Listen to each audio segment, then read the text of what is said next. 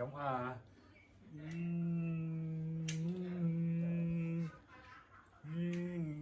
Udah.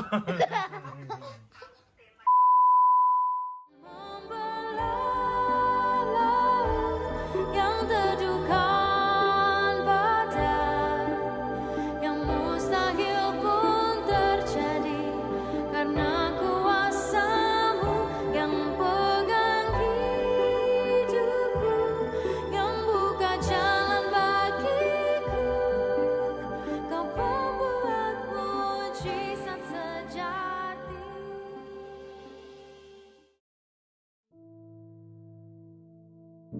Halo, namaku Damal. Saya Mersia. Saya Evan, kami berjumpa di Korp 1 Denpasar dan kami akan menceritakan pengalaman keluarga kami yang begitu luar biasa diberkati oleh Tuhan.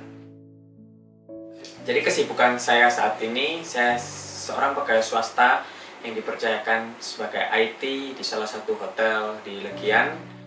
Dan kesibukan saya sendiri adalah seorang ibu rumah tangga, dan saya dapat melakukan itu dengan penuh tanggung jawab dan sukacita. Pada kesempatan yang istimewa ini, saya diberi waktu untuk menjelaskan pengalaman atau cerita yang mungkin membuat keluarga kami semakin dikuatkan. Saya harap dengan cerita atau kesaksian yang akan saya sampaikan, ini bukan untuk memamerkan kekuatan saya, bukan untuk menjual belikan kesedihan, bukan untuk meminta belas kasihan, tapi saya ingin menguatkan bahwa ketika kita memiliki masalah, Tuhan pasti ada untuk menjawab setiap doa-doa yang kita naikkan. Pengalaman kesaksian yang akan saya ceritakan adalah mengenai suatu penyakit yang tidak terpikirkan oleh saya, keluarga saya, tapi Tuhan izinkan terkhusus saya bisa menikmati proses yang ada. Saya mengalami diare yang begitu keras, jadi sehari sampai 7-8 kali saya buang air besar. Secara fisik, secara kondisi tubuh saya masih sehat, tidak ada kondisi fisik yang drop.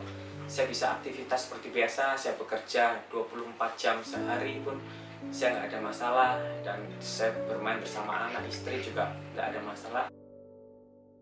Tapi suatu ketika saya mengeluarkan BAB, ada sedikit darah yang membuat istri saya khawatir, dan saya segera melakukan pemeriksaan ke dokter.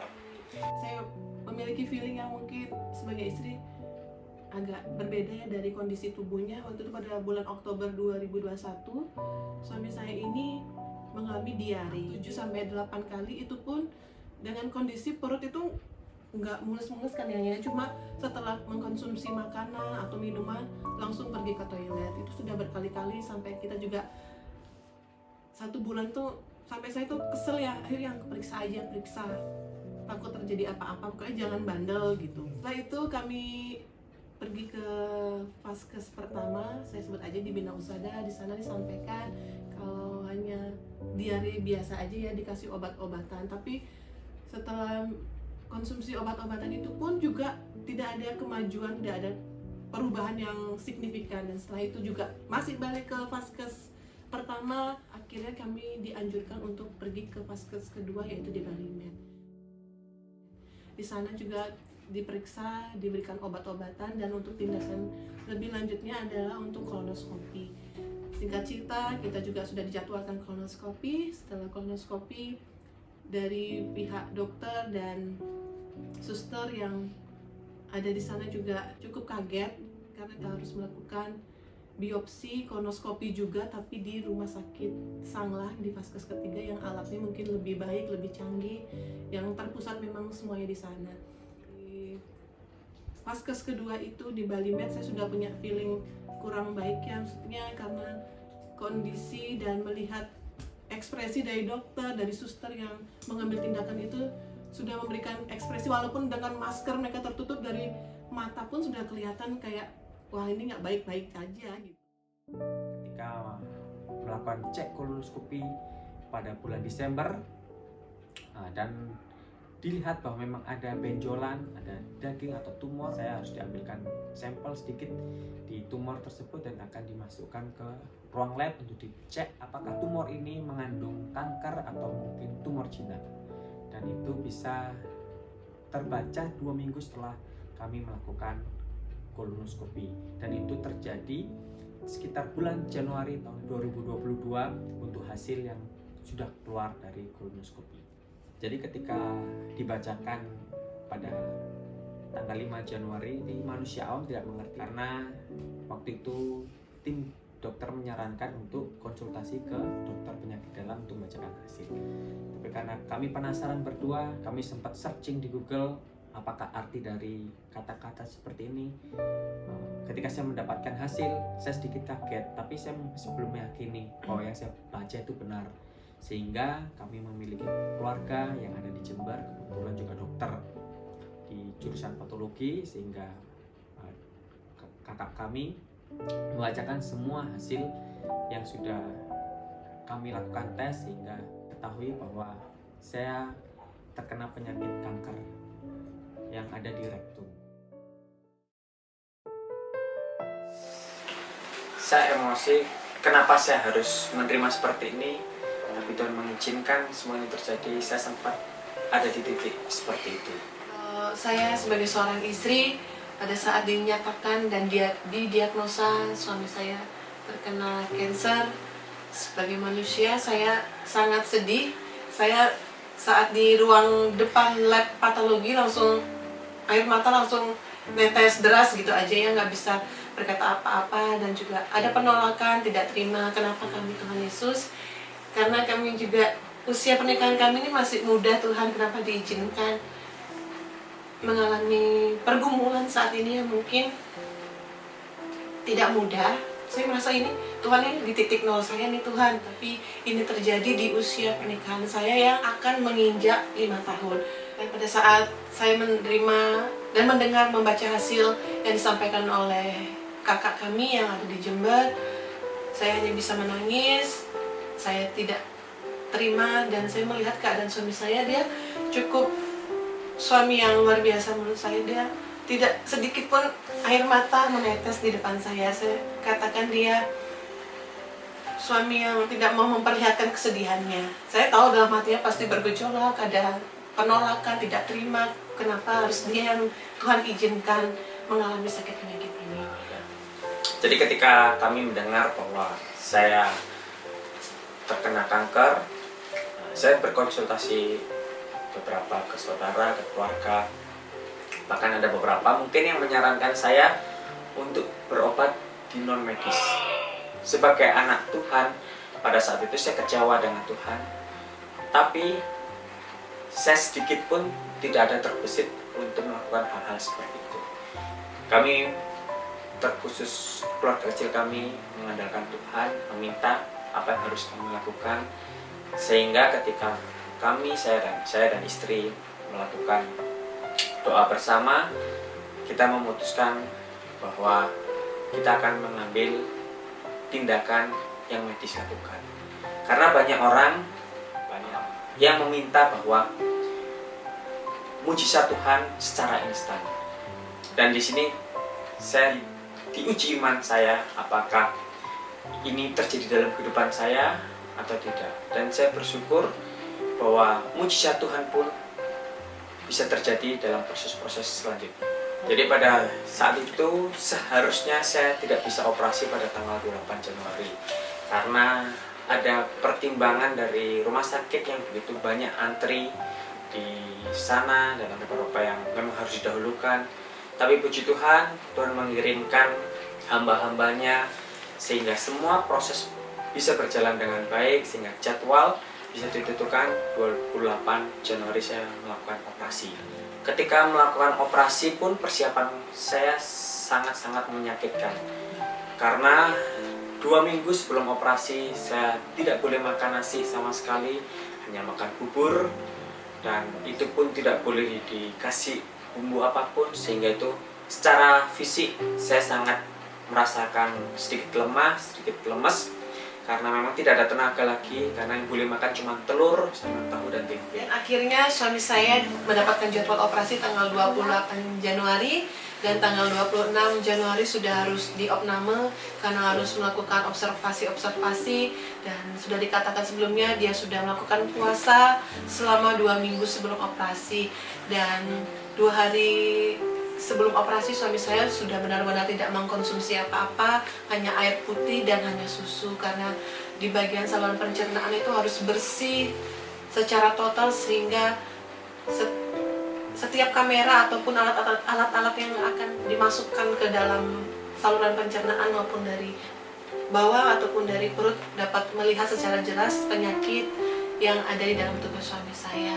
8 Januari pagi hari suami saya sudah siap untuk melakukan operasi di ruangan, di kamar kami sebelum operasi melakukan ibadah, doa singkat bersama keluarga, dan akhirnya operasi berjalan dari jam 9 pagi sampai jam 2 siang. Cukup lama karena kami juga deg-degan ya, khawatir dengan yang sudah disampaikan oleh dokter, kemungkinan buruk yang akan terjadi, yang akan dihadapi oleh suami saya dengan menggunakan kantong yang disampaikan, karena letak dari kanker suami saya sudah dekat sekali dengan bagian anus yang paling bawah. Dan kami terus berdoa, saya mengucap syukur orang tua saya, orang tua dari suami ada di tempat, di rumah sakit untuk mendukung, untuk mendoakan kami. Ada jemaat-jemaat Tuhan, ada teman, sahabat, rekan-rekan kami yang tidak terduga yang ada bersama kami, yang terus mendoakan dan menguatkan kami, dan percaya Tuhan akan menyatakan mujizatnya. Walaupun menurut kami penyakit ini sangat berat, tidak kami bisa terima, tapi kami percaya di setiap sakit penyakit ini Tuhan akan menyatakan pertolongan dan mujizat-mujizatnya. Akhirnya jam 2 saya dipanggil untuk masuk ke ruangan operasi, di ruangan khusus untuk pendamping pasien. Saya masuk, disampaikan operasi berjalan dengan baik, dan mengucap syukur dan puji Tuhan disampaikan suami saya tidak perlu menggunakan kantong di bagian perut. Dan mengucap syukur, saya menangis, Tuhan terima kasih Tuhan, Kau sudah menjawab satu doa-doa kami yang terus kami gumuli. Dan disampaikan juga bagian hati dari suami saya itu bersih, licin, dan juga diperlihatkan potongan dari benjolan daging kanker itu, dan ukuran itu sangat cukup besar menurut saya, ada seperti genggaman tangan saya ini. Saya kaget melihat potongan daging yang ada di bagian rektum suami saya nggak menyangka ukuran ini cukup besar Tuhan, sehingga pada waktu disampaikan kolonoskopi, alat yang harus masuk dari bagian bawah anus suami saya sampai tidak bisa masuk ke area usus maupun bagian pencernaan karena terhalang oleh kanker dari yang berukuran yang cukup besar ini. Setelah tanggal 28 Januari 2022, operasi berjalan begitu baik. Saya diharuskan untuk berada di rumah sakit satu minggu untuk melakukan observasi kembali. Seminggu kemudian saya pulang ke rumah, dan pada saat sampai di rumah pun, ketika saya ingin membersihkan badan untuk cuci muka dan melakukan lap-lap yang ada di badan saya, tiba-tiba saya pingsan. Istri kembali panik, begitu juga keluarga. Saya tidak tahu cerita bagaimana, dan dilakukan pertolongan pertama. Ada dikasih saya minyak hangat, air putih, dan beberapa aromaterapi untuk menyadarkan saya, dan puji Tuhan saya beberapa saat setelah itu saya bisa sadar kembali dan bisa berkomunikasi dengan baik, dan saya mencoba untuk berjalan dan semua bisa berjalan dengan baik. Pada waktu itu saya diharuskan pulang dengan membawa kantong pembuangan darah karena ada beberapa sisa darah operasi yang belum bisa keluar, sehingga harus diwajibkan membawa kantong tersebut. Saya kembali dikagetkan, ternyata kantong yang harusnya untuk pembuangan darah pasca operasi, ternyata itu semua kotoran-kotoran saya keluar melalui kantong tersebut. Saat itu saya sudah bisa mengeluarkan buang angin, tetapi pada pagi hari saya sama sekali tidak bisa mengeluarkan buang angin, sehingga pagi hari saya harus dilarikan ke UGD untuk dilakukan pemeriksaan secara detail, dan ternyata dokter melihat ada kebocoran vistel dalam tubuh saya, sehingga saya harus kembali lagi diopnam di rumah sakit Sanglah, dan dokter memprediksi kesembuhan ini secara alami akan menutup sekitar 2-3 bulan. Saya kembali khawatir lagi karena pada saat itu lagi tinggi-tingginya kasus COVID Omicron di rumah sakit, sehingga saya sedikit agak takut akan ada berada di sana, sedangkan saya harus melakukan pemeriksaan di rumah sakit tanpa ada bantuan atau tanpa boleh kita melakukan tindakan di rumah, sehingga itu menjadi kekhawatiran kembali, memberi ketakutan kembali kepada diri saya. Dan puji Tuhan, ternyata semua bisa berjalan dengan baik. Tuhan memberikan kembali kekuatan, memberikan mujizatnya yang luar biasa, sehingga tidak harus sampai 2-3 bulan saya bisa menutup secara alami. Pada waktu itu cuma 2 minggu saya belum diperbolehkan pulang, dan itu dokter juga sedikit kaget dengan begitu cepatnya proses penyembuhan. Dan itu kembali kalau bukan karena campur tangan Tuhan, proses-proses hal tersebut mungkin tidak akan terjadi. Sebulan, 2 bulan saya melakukan pengecekan rutin, sehingga pada bulan Juni saya berkonsultasi dengan dokter dan diharuskan untuk melanjutkan kemoterapi.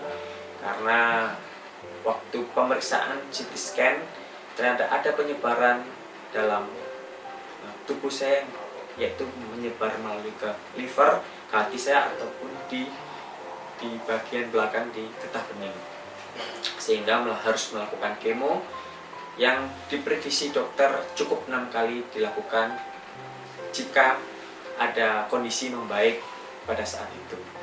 Dan puji Tuhan, kemo pertama dilakukan yang saya pikir mudah bagi saya melakukan kemo, tapi ternyata sangat susah karena begitu tersiksa, tanda kutip, kita tidak bisa makan, tidak bisa banyak aktivitas, semua harus benar-benar istirahat, harus benar-benar berfokus dalam kesembuhan. Dan yang luar biasa, saya sangat bersyukur pada Tuhan. Pada saat itu pekerjaan saya sama sekali tidak memberhentikan saya.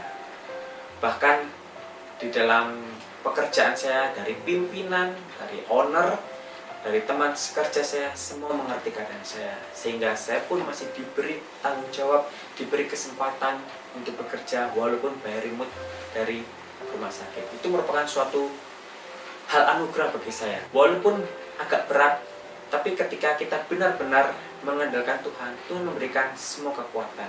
Saya diberi sukacita, saya diberi pengharapan, saya diberi kekuatan untuk melewati proses yang ada. Dan pada saat itu aktivitas saya sudah double ya, karena harus mendampingi suami untuk kontrol, dan kebetulan juga anak kami sudah masuk di TKA. Dan saya harus bisa mendampingi, mengatur waktu bagi suami dan anak, harus mendampingi ke rumah sakit, dan juga harus mempersiapkan dan menuju sekolah. Saya juga mengucap syukur karena Damario diberikan pengertian, anak yang baik, anak yang manis. Saat saya di rumah sakit, dia harus ada di rumah bersama opa omanya, dan saya harus mengurus suami, mendampingi, karena pada saat kemo tidak mudah, karena kedua tangan suami saya harus diinfus, yang dia harus melakukan aktivitas, mungkin mau ke belakang ataupun untuk makan, minum, saya harus mendampingi. Esokan harinya juga harus pagi-pagi harus mengantar Damario. Saya tinggalkan suami saya sendiri di rumah sakit. Secara manusia sedih ya, tapi tim medis, tim dokter di rumah sakit Sanglah sangat baik dan luar biasa. Melihat dia harus ke toilet atau apa, melakukan aktivitas sendiri, sedih ya sebagai istri. Tapi anak juga harus saya dampingi untuk harus mengantar maupun menjemput. Dan saya juga mengucap syukur memiliki orang tua yang baik. Beliau, kedua orang tua saya mungkin yang ada di tempat ini, mungkin papi dan mami, sudah memberikan tenaga, waktu.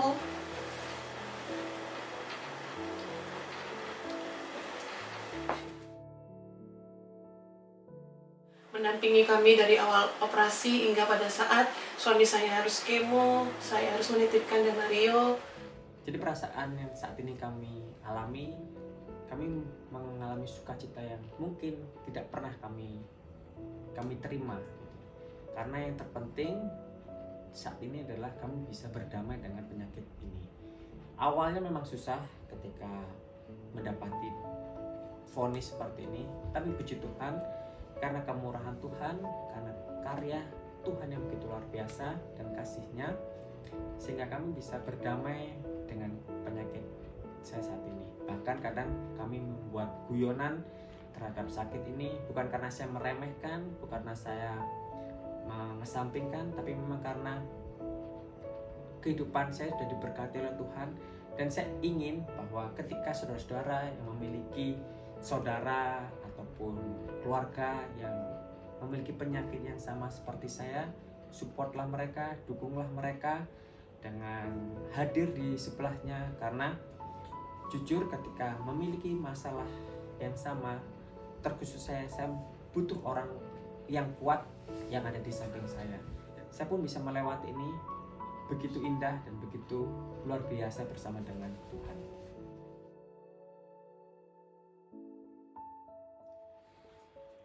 Sampai saat ini saya sudah menjalankan kemo yang ke-11 dan masih ada proses-proses selanjutnya yang harus saya lakukan. Apakah harus melanjutkan kemo kembali atau selesai, saya belum tahu seperti itu karena ada dilakukan evaluasi. Beberapa dokter menyampaikan saya harus dioperasi ulang ataupun mengalami operasi kembali untuk pemasangan kemoport yang ada di tubuh saya, karena pembuluh darah di tangan saya sudah mengalami rapuh sehingga susah untuk melanjutkan kemo kembali, dan ini masih bergumulan dalam kehidupan pribadi saya. Dan ada beberapa cerita yang membuat saya kuat kembali imannya untuk proses-proses saya selanjutnya. Pada saat saya setelah melakukan operasi pengangkatan kanker, saya waktu itu ada di satu kamar, ada 2 orang. Di sebelah saya ada bapak-bapak non-Kristen, dia juga mengalami penyakit serupa dan akan dilakukan tindakan operasi. Sebelum dilakukan operasi, dia melihat kondisi fisik tubuh saya. Dia sangat ketakutan karena banyak selang dalam tubuh saya tidak bisa beraktivitas kembali, saya tidak bisa berjalan, saya susah untuk berjalan, saya susah untuk pergi ke toilet. Tapi puji Tuhan ada saudara-saudara, ada istri, ada keluarga besar yang mendampingi saya. Tetapi bapak yang ada di sebelah saya ini, dia sangat khawatir. Dia memiliki seorang istri, tapi istrinya juga tidak bisa mendampingi secara penuh seperti yang saya alami.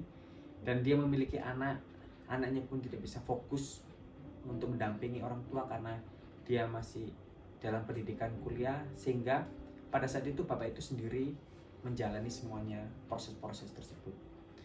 Suatu ketika Pak Kolonel Madi datang menjenguk saya untuk mendoakan kesembuhan saya.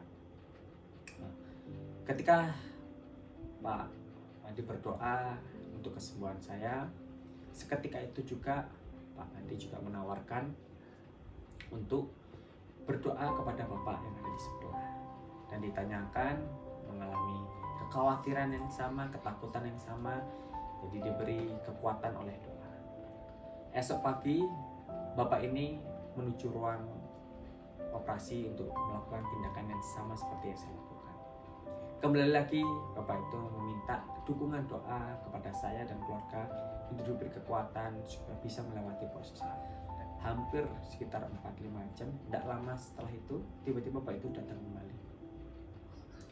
Saya lihat tidak ada satupun selang ada dalam tubuhnya, dan saya tanyakan, Pak, apakah jadi operasi? Dan ternyata bapak itu menjawab, saya tidak jadi operasi. Saya pun kaget, kenapa? Sedangkan itu harus diambil dan diangkat. Ternyata bapak itu mengatakan, saya nggak tahu tiba-tiba tumor yang ada di dalam tubuhnya tiba-tiba hilang dan tidak ada bekas sedikit pun, sehingga semua yang akan dilakukan operasi tidak berjalan dan bapak itu bisa kembali dilakukan observasi dan esoknya boleh kembali pulang. Di situ iman saya diuji kembali. Ketika Tuhan, saya ini anakmu, saya ini yang setia berdoa meminta kesembuhan.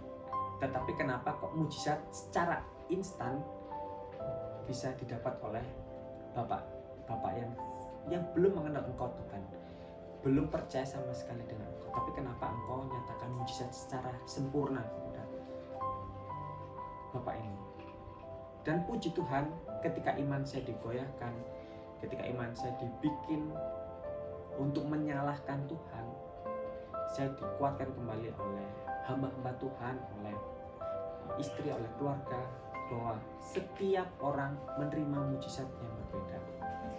Mungkin saat ini Tuhan memberikan mujizat yang instan kepada bapak itu, mungkin supaya bapak itu kembali percaya bahwa Tuhan adalah juru selamat, agar bapak itu bisa percaya kepada Tuhan Yesus.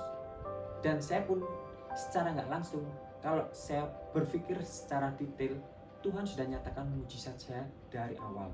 Dari pertama kali saya dioperasi, saya berjalan dengan sempurna, tidak perlu menggunakan colostomy bag atau pembuangan dari perut. Kemudian mujizat kedua, Tuhan sudah nyatakan ketika kebocoran fistel yang harusnya 3 bulan, ternyata cukup 2 minggu saya bisa sembuh. Dan hal-hal lain sebagainya secara mungkin manusia, saya meminta kesembuhan yang sempurna, tapi Tuhan nyatakan nggak semua jawaban Tuhan itu secara instan ya sekarang. Tapi saat ini Tuhan memberikan kepada saya bahwa kamu itu sudah dikasih mujizat satu persatu untuk menentukan apakah kamu akan setia sama aku apa enggak. Dan di situ saya kembali dikuatkan kembali, oh Tuhan, saya memohon ampun bahwa apa yang saya pikirkan ternyata salah. Dan sampai saat ini kemo yang ke-11 pun, kalau bukan karena mujizat Tuhan, saya tidak akan ada seperti ini. Contoh juga yang sepele, ketika pembuluh darah saya sudah mengalami kebuntuan di kanan dan kiri, sudah suster mencari setengah mati untuk menerima proses kemo, tapi mujizat Tuhan tetap ada. Ketika ditusuk lagi kembali ternyata ada dan bisa melakukan kemo. Dan itu merupakan kekuatan bagi saya. Mungkin banyak sekarang jemaat-jemaat Tuhan atau orang-orang sana yang menginginkan mujizat instan yang terjadi dalam kehidupannya.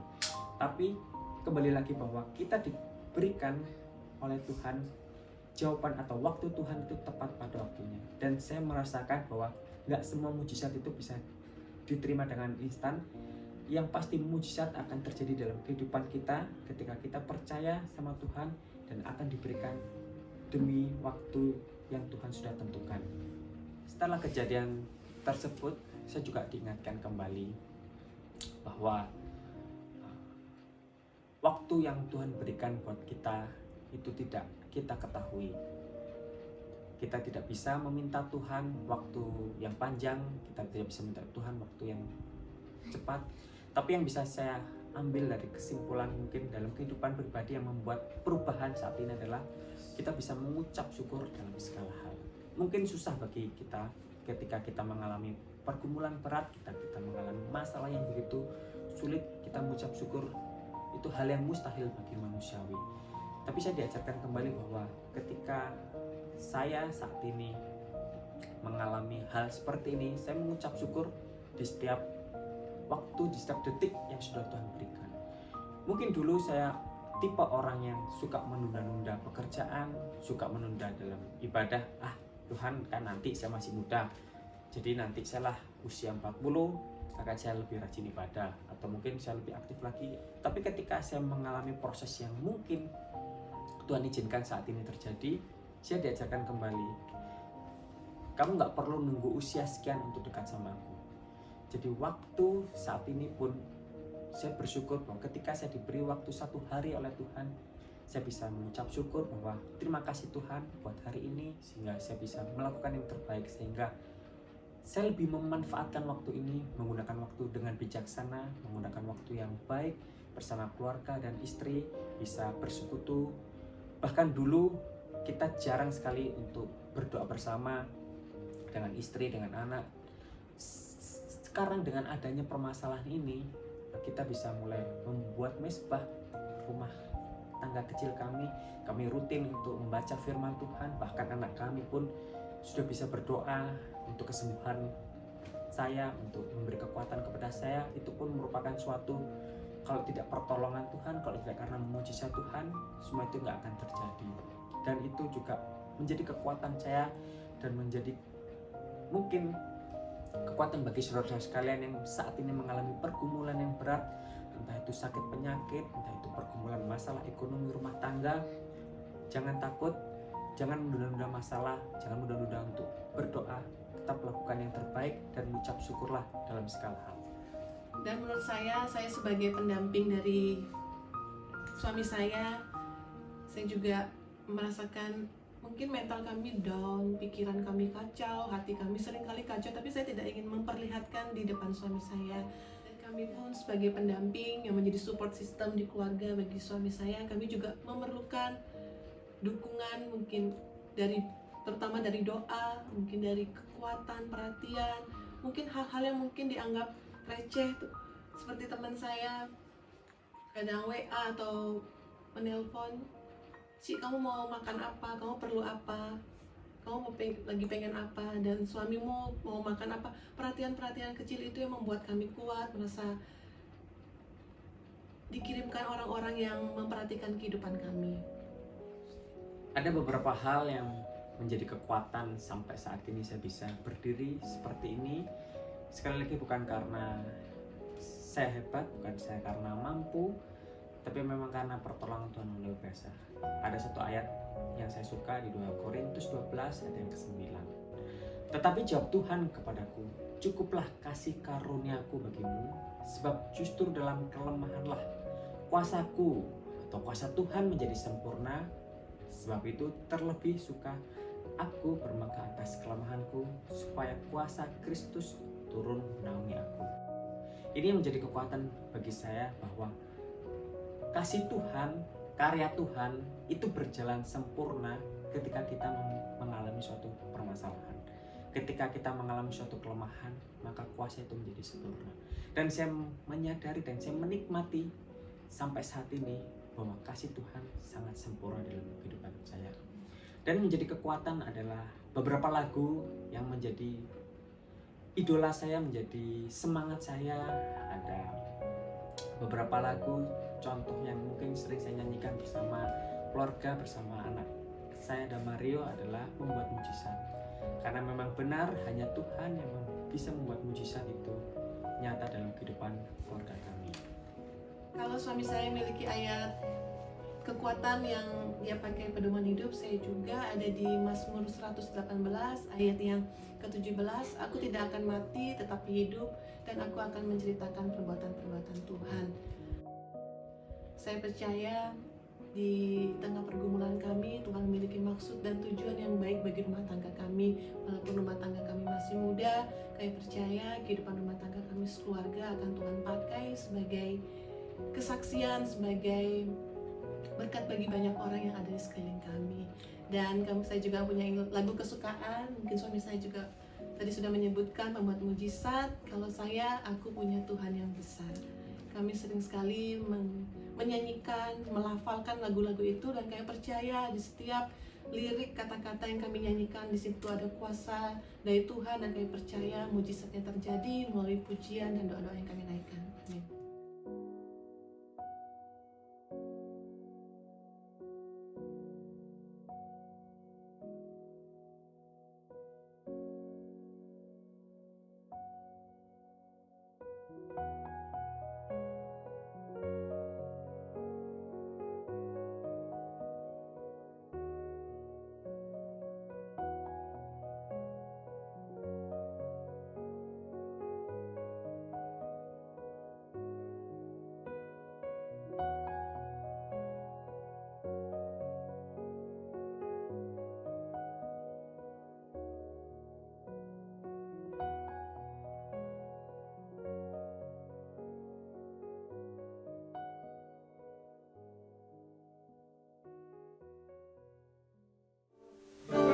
Di dalam